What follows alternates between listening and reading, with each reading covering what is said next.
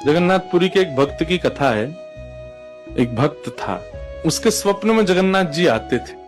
वो इतना रोता था मंदिर के बाहर खड़े होकर के। तो ठाकुर जी बोले, तू क्यों रोता है? बोले, आप बस मेरे साथ रहो, मुझे और कुछ नहीं चाहिए, और इस बात का मुझे अनुभव होना चाहिए कि आप मेरे साथ हो। तो भगवान जगन्नाथ जी ने उसको कहा, मैं तेरे साथ हमेशा हूं, और इसका अनुभव तुझे जब करना हो समुद्र की बालू में चलना, और थोड़ी दूर चलने के बाद फिर पीछे देखना, 2 पैरों के निशान तेरे होंगे और तेरे बगल में 2 पैर के निशान मेरे होंगे। उससे तुझे पता चल जाएगा मैं तेरे साथ। अब तो वो रोज जाता, समुद्र के तट पर चल के देखता, थोड़ी दूर चलता तो 2 पैर के निशान उसके और बगल में छोटे छोटे छोटे चरण भगवान के।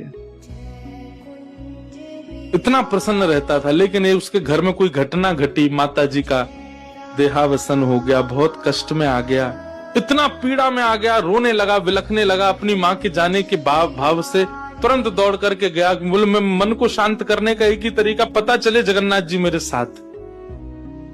अत्यंत पीड़ा में था। जैसे ही समुद्र के तट पर चल रहा था, रो रहा था बहुत तेज तेज। पीछे मुड़ करके उसने देखा तो 2 ही पैरों के चिन्ह थे। जगन्नाथ मंदिर के बाहर जाकर बोला, मैं समझ गया, मेरी माँ का देहावसन इसलिए हुआ क्योंकि आप मुझे छोड़ के चले गए हो। अब आप मेरे साथ में नहीं हो। आपने कुछ दिन मेरा संग किया, उसके बाद मुझे अकेला छोड़ दिया। नाथ, आप ऐसा कैसे कर सकते? मुझसे क्या अपराध हुआ? रोने लगा, बिलखने लगा। जगन्नाथ जी रात्रि में फिर स्वप्न में आए। क्यों रो रहा था?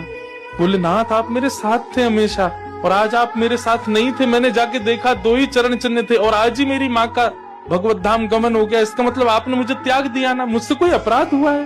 भगवान बोले, नहीं। तो फिर आज आपके चरण चिन्ह क्यों नहीं थे?